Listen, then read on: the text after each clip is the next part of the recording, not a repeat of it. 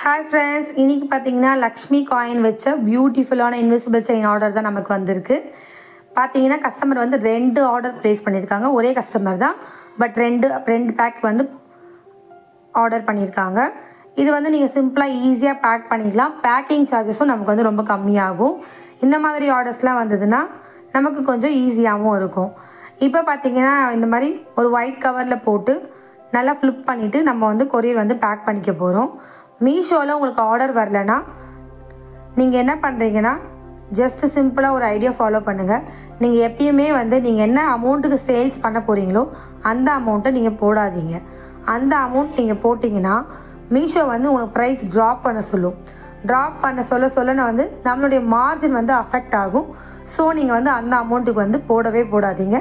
எப்பயுமே உங்கள் மார்ஜினை விட 30 to 40% வரைக்கும் எக்ஸஸாகவே போடுங்க.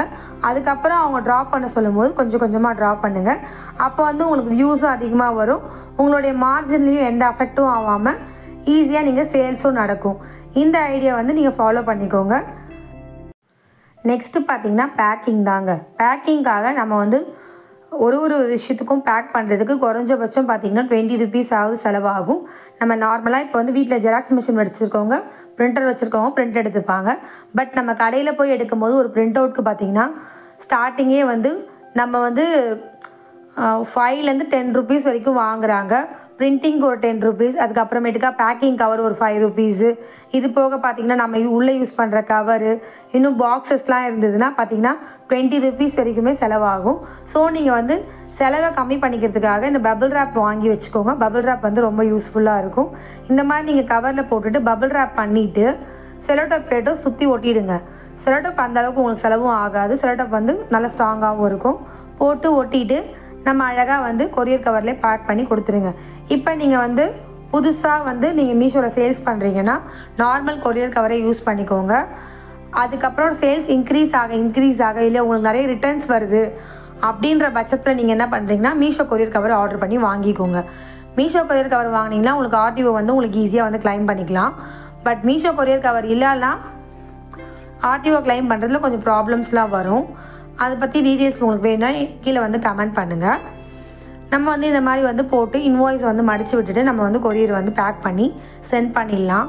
உங்களுக்கு இப்போ வந்து கொரியர் வந்து போய் சென்ட் ஆனதுக்கப்புறமும் 7 to 8 மேக்ஸிமம் பார்த்திங்கன்னா 15 daysக்குள்ளே வந்து உங்களுடைய அமௌண்ட் வந்து உங்கள் பேங்க் அக்கௌண்ட்டில் க்ரெடிட் ஆகிடும்.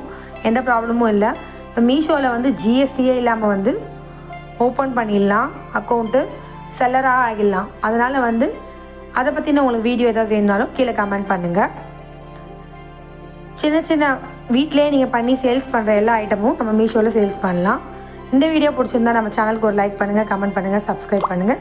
கூடவே ஒரு பெல் ஐக்கனை டச் பண்ணுங்கள். அடுத்தடுத்து பார்த்தீங்கன்னா நம்ம சேனல்லே வந்து என்னென்னலாம் பேக் பண்ணி எப்படிலாம் பண்ணலான்னு சொல்லிட்டு மீஷோ பற்றி ஐடியாஸ்லாம் கொடுக்குறோம்.